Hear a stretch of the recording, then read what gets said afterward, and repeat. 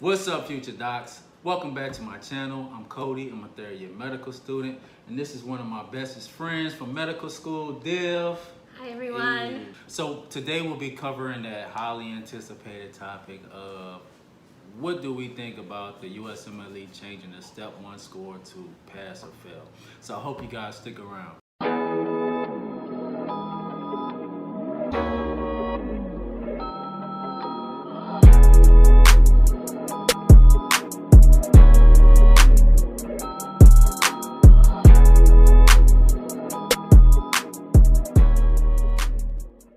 So today we got some bottles of wine. This is Baldacci Family Vineyards. It's a 2017 Chardonnay, brought to you by Div.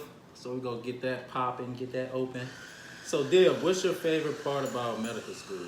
The clinical portions. I like whatever I've learned so far. I get to apply it. I get to meet real patients, and just to it helps me learn stuff better, and it helps me understand the demographic and seasons better. Like in school you will learn some things would happen in different seasons, and you're like, why is this important, and you're never going to apply this. And once, especially different rotations, especially pediatrics, you get to see how each season differentiate the kind of patients you're going to see during that time. Right. So stuff like that, and just the clinical, just going to work, being there, seeing patients, being around colleagues, talking about whatever you learned so far, and just hanging out. It's a nice working environment. I've been really lucky so far. I've had great providers who want to teach me, and I've worked with great peers who want to talk about school, want to learn from each other, but at the same time I have a lot of fun in all my rotations. Yeah, I think that's my favorite part too, during the clinical years, because Div can tell you the first 2 years when we were on the island at SGU, man, we were just studying 8 to 10 hours a day, and it would just be dreadful. We go to school in the morning, go to lecture sometimes. And then no, I went every time. Not the kid. Look, we had an 80% rule, which a lot of you guys don't have that rule. Some of you guys don't have to go to lecture at all, but at SGU we had to where you have to attend 80% of the lectures, and we would just be counting them yo, how many lectures do I have today? Dang, did I go over? I don't know. That's how it was. But we would go to lecture and then just go to Monica or Taylor or wherever we were studying. Fun. Yeah, it was fun. Yeah, we had a lot of fun. Don't lie to them. Yeah, no, it was fun. It was fun because we had it was had a group of 4 of us. We did. Yeah. We had a lot of Shout out to T and Leanne. But no, it was cool. But it's still studying 8 to 10 hours a day. It can get kind of repetitive. But here, when you're doing your clinical rotations for your 3rd and 4th year, you'll be going to work. So your schedule will fluctuate depending on what rotation you're in. But you'll go to work, let's say 8 to 3 or 9 to 5, and then you have to come home and study. But as opposed to studying 8 to 10 hours a day, you can probably only get 2 or 3 hours in because you'll be tired at the end of the day. So you kind of got to just study periodically and when you can. So it's a work-life balance, but I like it better than just being on the island because it's real life, real patients. You get to interact. And you remember stuff better because you learn it and then you go see it, and then sometimes you're okay, I don't have to force it down my brain because I've seen 40 patients with the same disorder so far. Now I know how it looks like. I'm not gonna miss this. I know what an upper respiratory infection is I see it every day, 12 patients from it. So Div, what do you think about the USMLE changing the STEP score to pass or fail? I have mixed feeling about it. I guess it just doesn't apply to me, so I don't know how should I feel. I don't have really strong feelings. I like that it takes the stress away and you can enjoy learning, and you're just, you have to pass and you have to do well. But it's not a stress I'm not competing with my peers anymore, and I'm just I have to pass this. I need to, the first 2 years, really just enjoy the learning process. But for IMGs, I feel it just made their path a little bit more difficult than it was before. Now everything rides on that one score, which the US students are not fighting for, but we already have limited seats for IMGs. Now everybody's fighting for those limited seats, and only thing they have to show for is that one Step 2 score. Right, yeah. So for those of you who don't know, the step 1 is a board exam that we take. And so the scores would range from like, what was it? A passing was 194 or something like that. 194, yeah. Yeah. I think it's 194 or 196, I'm not sure. And so that was a passing score, but it's kind of like the MCAT. So the higher you get, the more competitive you are. But now they're changing it to where the USMLE Step 1 would be pass or fail.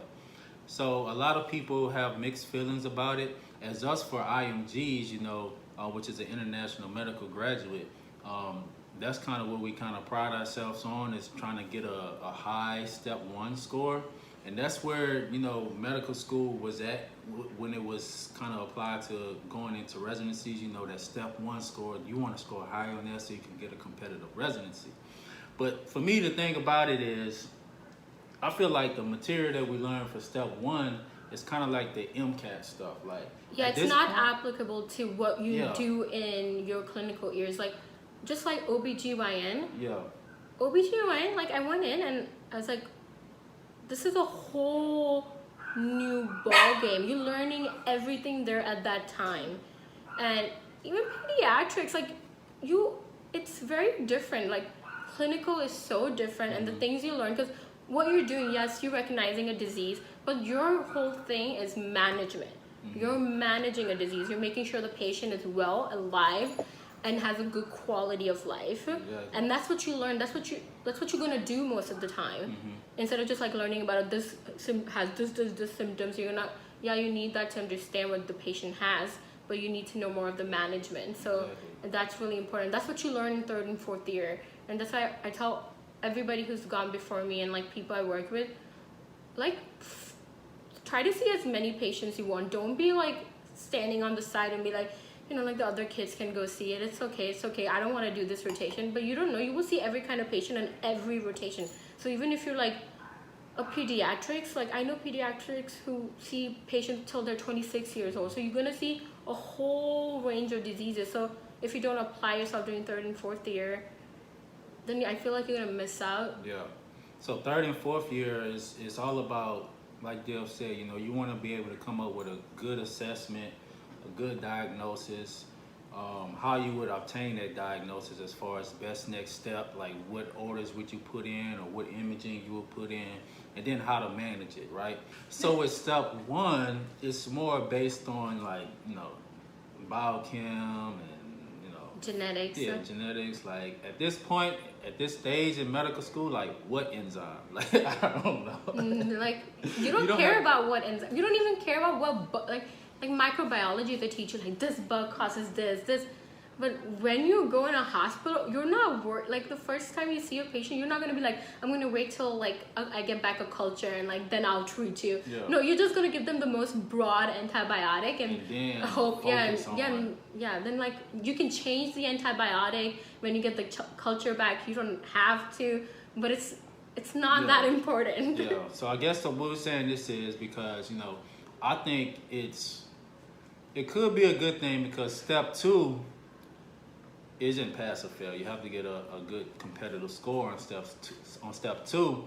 And step 2 covers those things. So it covers, you know, best next step, what is the diagnosis, the assessment, how do you manage these things. So I think that's where the USMLE is trying to go to. I've talked to, like, before they even brought this up, you know, some of the people at our hospital was telling us, you know, okay, you can do okay or whatever on step 1, but now residency programs are leaning toward that step 2 because that's what it allows you to assess how you would be actually treating a patient and managing a patient, as opposed to step 1. You know, you're learning all these minute details and this, that, and the third that may not equate to your ability to actively treat a patient.